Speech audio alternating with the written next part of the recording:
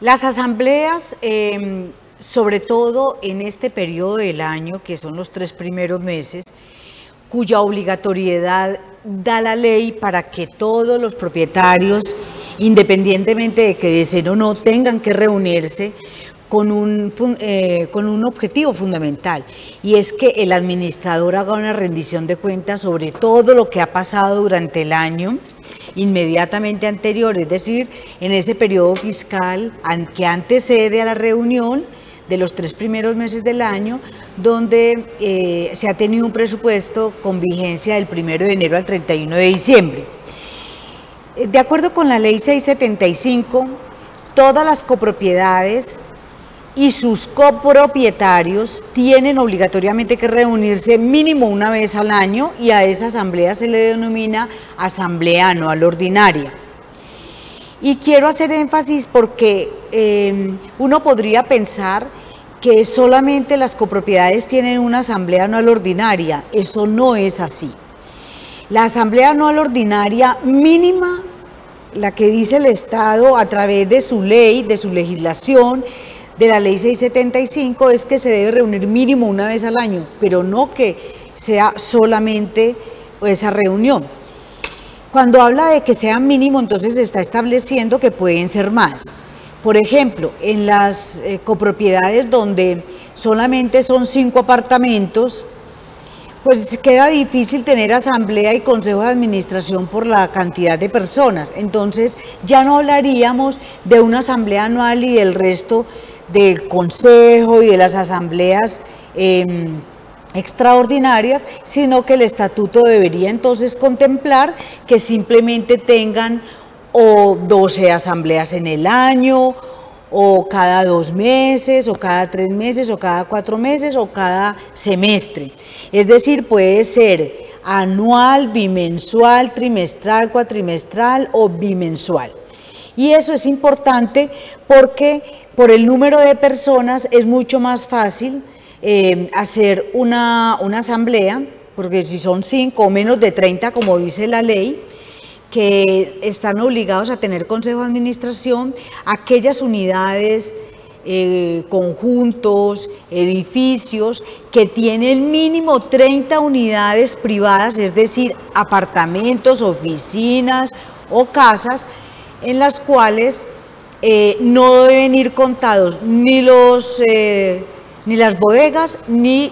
los parqueaderos. Entonces, teniendo en cuenta eso, quisiera redondear que el número de asambleas ordinarias depende del tipo, de la tipología y del número de bienes inmuebles privados que conformen la propiedad horizontal o la copropiedad. Y yo hago ese énfasis en este sentido porque lo ideal es que entendamos que todas las organizaciones como la propiedad horizontal están ajustadas y sujetas a una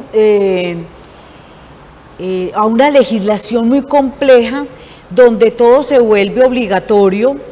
y mucha gente se queja inclusive diciendo que eso parece una cárcel porque tiene muchas normas que cumplir. Pero ustedes se imaginan si teniendo normas tienen tantas dificultades los propietarios en el compartimiento del uso, goce y disfrute de sus bienes comunes, pues no podríamos pensar de otra manera lo difícil que sería la convivencia si no se tuvieran esos elementos claros, toda vez que hay 2 problemas graves que se manejan en el tema de la convivencia. Uno, por un lado, está el no pago de las cuotas de administración, que esas erogaciones son absolutamente necesarias para que puedan garantizar el mantenimiento, la conservación y la seguridad de esos bienes comunes. Y por el otro lado está el detrimento en la calidad de vida que producen pues, los ruidosos y los malos vecinos. Así las cosas, entonces, es muy importante entender que la Asamblea Anual Ordinaria es un gran escenario para que toda la comunidad se ponga de acuerdo en todas aquellas cosas que afectan a toda la comunidad. Y quiero hacer énfasis especial en eso porque a las asambleas se llevan rencillas y problemas individuales que tienen vecinos entre sí. Y quiero hacer énfasis en que la asamblea como órgano colegiado, es decir, como un órgano que exige la ley que exista,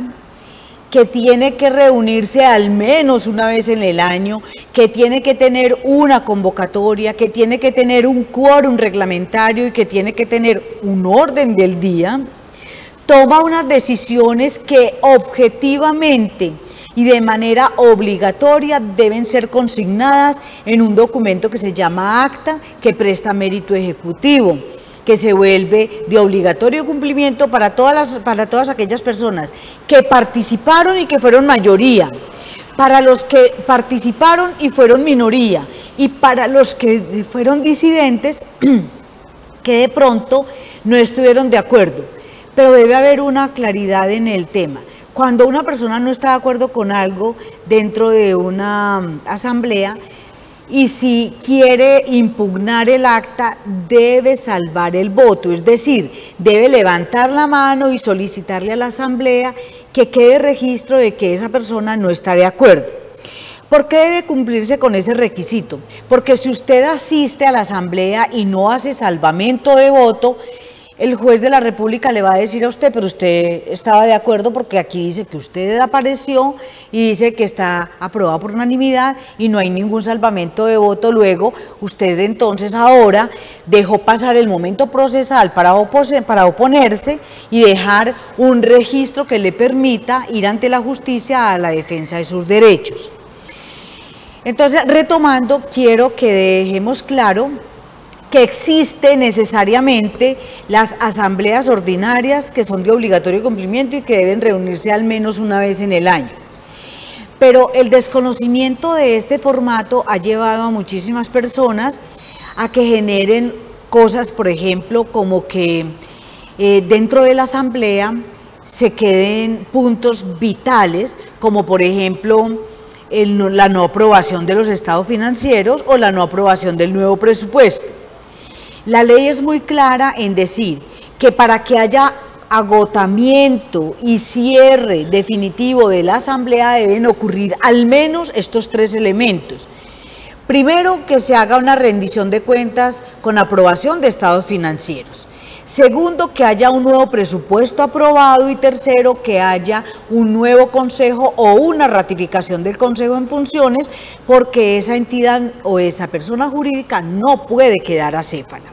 Entonces, es muy importante entender que como un ente importante de la copropiedad que dirige, direcciona y fija los ruteros de la convivencia y de la protección del patrimonio común, tengan claridad en que ella como máximo órgano que fija la ley dé respuestas satisfactorias a las necesidades y al cúmulo de quejas que tiene la copropiedad, que a veces se vuelven pues una fuente de problemas dentro de los copropietarios, y a eso es a lo que hay que hacerle justamente el quiebre, a que la gente entienda que cada uno puede hacer en su unidad privada todo lo que quiera, sí y solo sí. Aquello que hace dentro de su propiedad no molesta a los demás propietarios. Y acabamos de tener un excelente mecanismo de defensa de esos derechos, que es el nuevo Código de Policía, que en buena hora ha llegado a los hogares colombianos para ayudar a paliar todos esos problemas de irresponsabilidad y de irrespeto que tenemos con nuestros vecinos. O sea que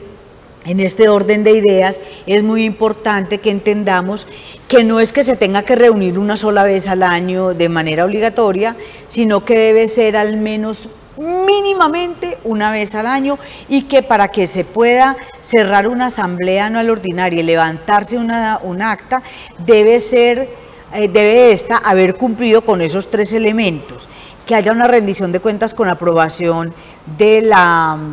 de los estados financieros, que haya un nuevo presupuesto para ejecutar en el año que sigue y que haya un ente que es el Consejo de Administración, sobre todo en aquellas unidades que exceden las 30 unidades privadas, para que se haga cargo del manejo